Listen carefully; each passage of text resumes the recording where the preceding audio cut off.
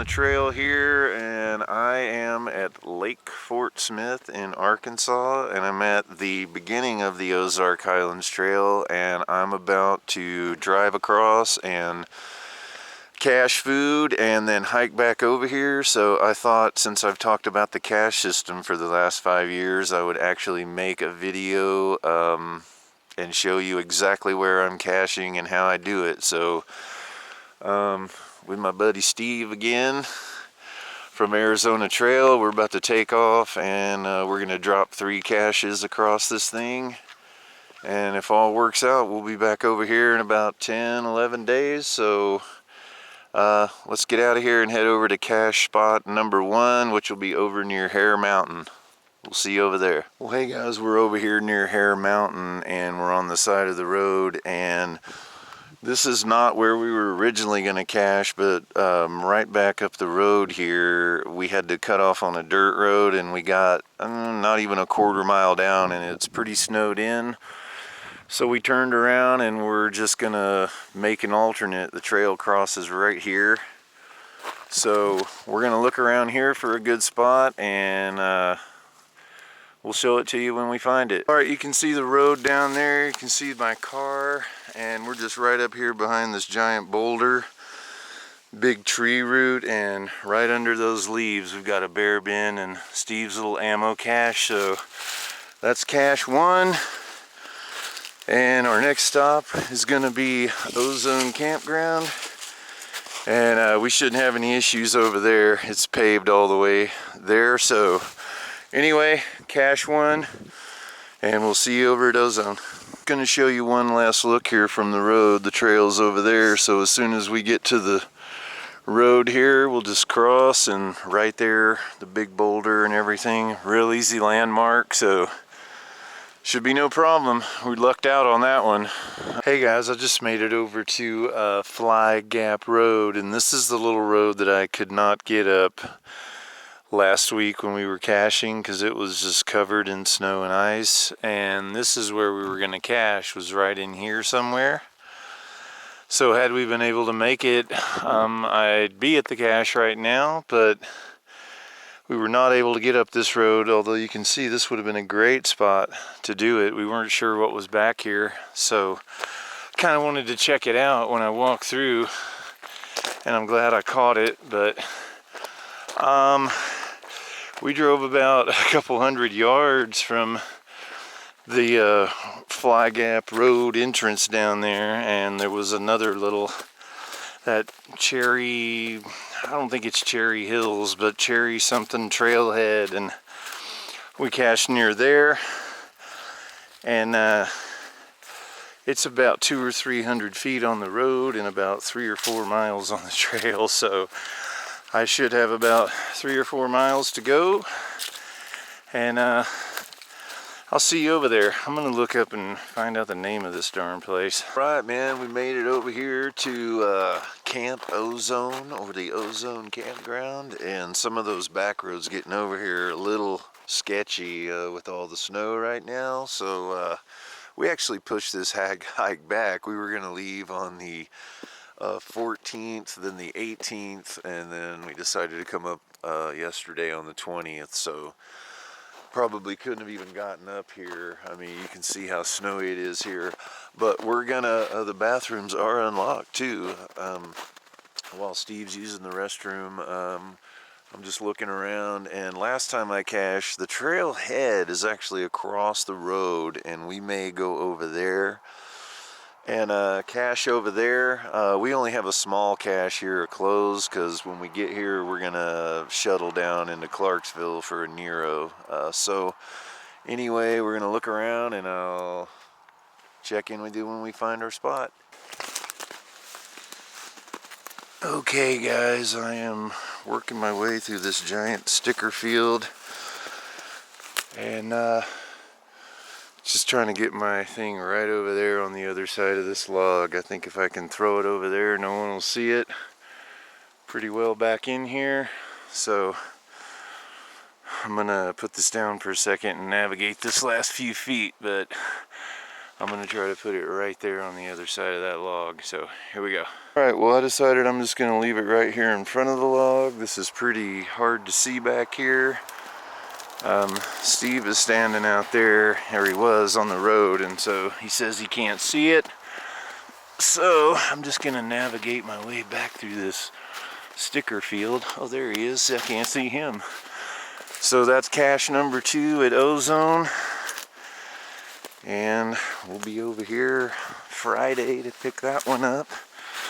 And like I said, we're gonna shuttle down to Clarksville for a Nero on that day and come back up on Saturday morning. So anyway, cache 2 out of the way, and now we are heading over to Fairview Campground for cache number 3, if I can get out of these stickers. And we'll see you over there. Hopefully the roads are a little better.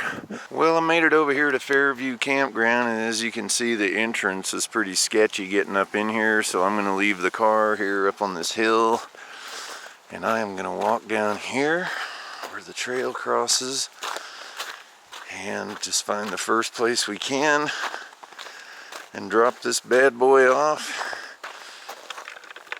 And that'll be it. And then our next stop is Woolham Ford.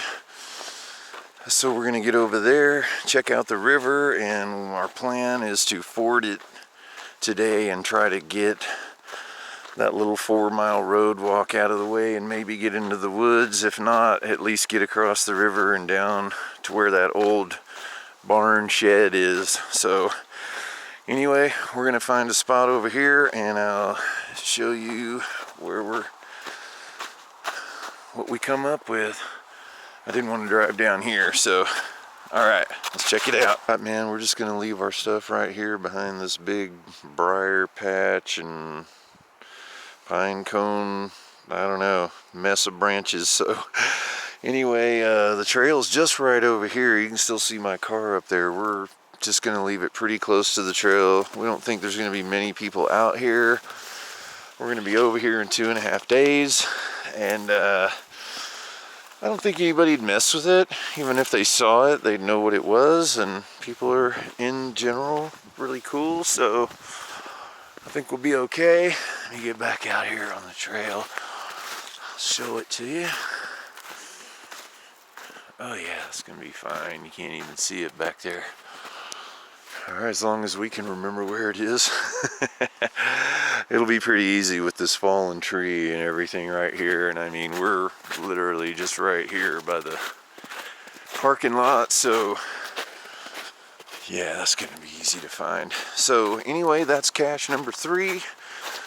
So just wanted to show you guys how I actually do this, and where I cached the first one, how we improv'd and cached it behind the rock. I was going to tell you, like 3/10 of a mile down the road, I passed a trailhead. So if I were to do it again, of course I would go over there. I didn't know that was there, but anyway, every time you do it, you just get a little bit better. So we're gonna jump back in the car, head over to Woolham Ford, and let's get over there and see how high the river is. But anyway, that's pretty much the end of the caching video, and we're gonna get this hike started. So we'll see you later, guys. Thanks for watching.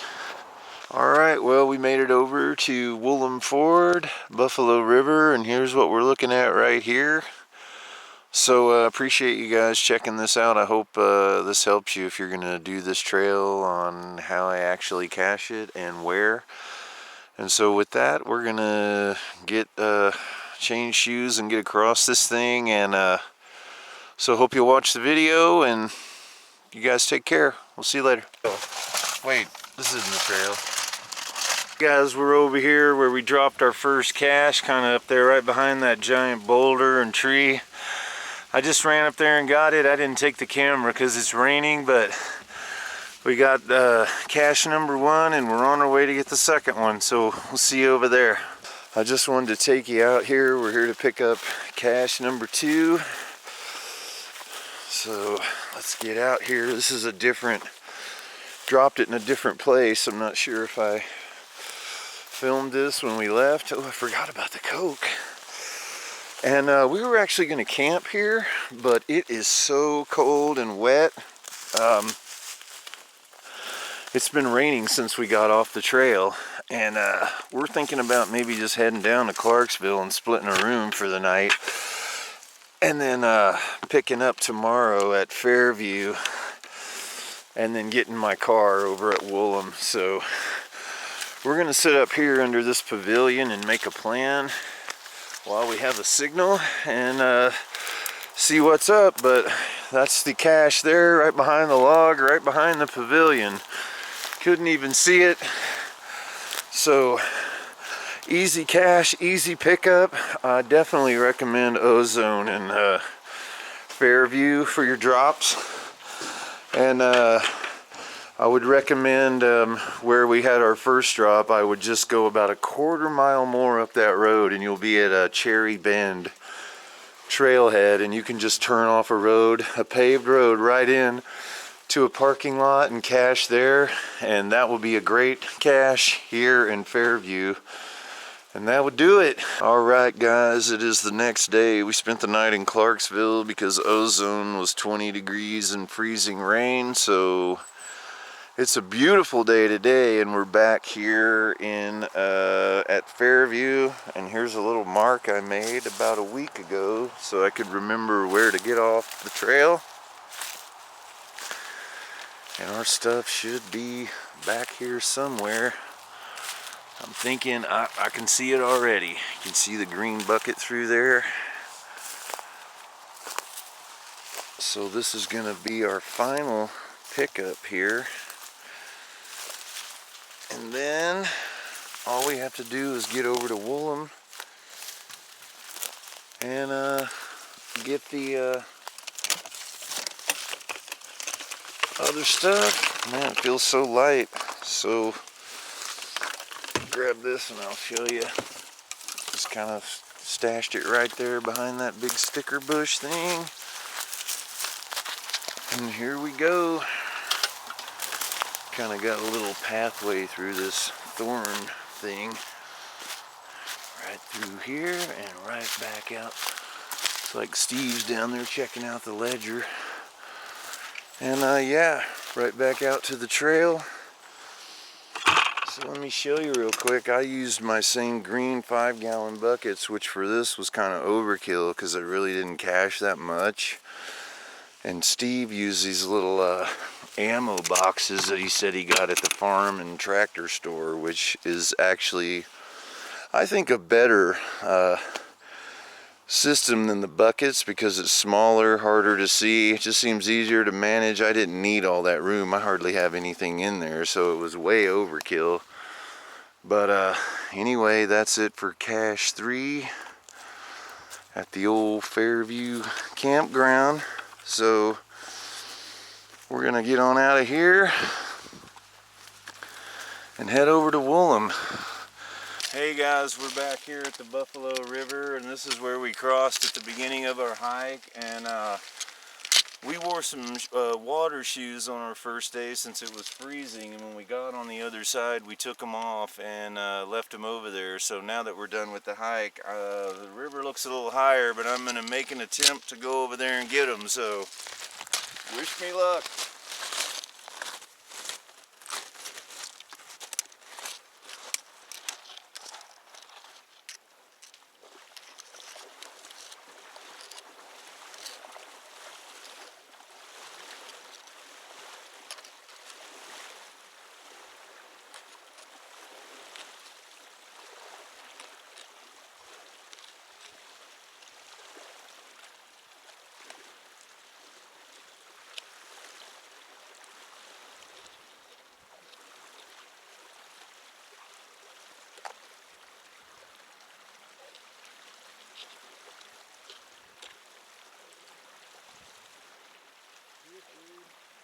I don't think so.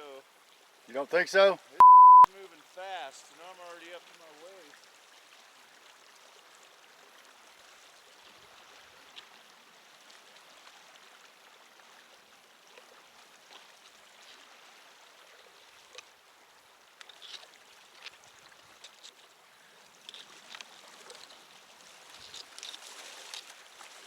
That's a no?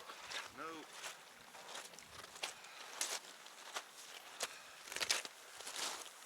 Well, as you can see, unfortunately, I got out there and I'm already waist deep, and that thing is moving a lot faster, and I can already tell if I get any farther out there, I'm going down. It's got another foot to go, doesn't it? Oh yeah.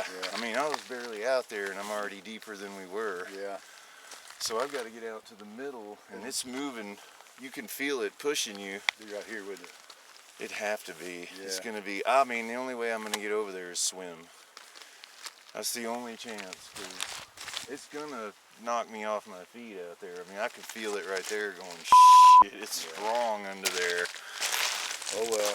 Well, we're going to have to abandon that, so if you come this way, right over there around the corner by that big tree, there's a couple pairs of water shoes, so if you need to, use them and come across this way. What I feel sorry for are the people that are coming this way, man, and have to cross this at the end. Yeah, right at the end, right before you get back to the vehicle. Alright, sorry, we had to abort mission. Don't really want to get swept away today, so we're out.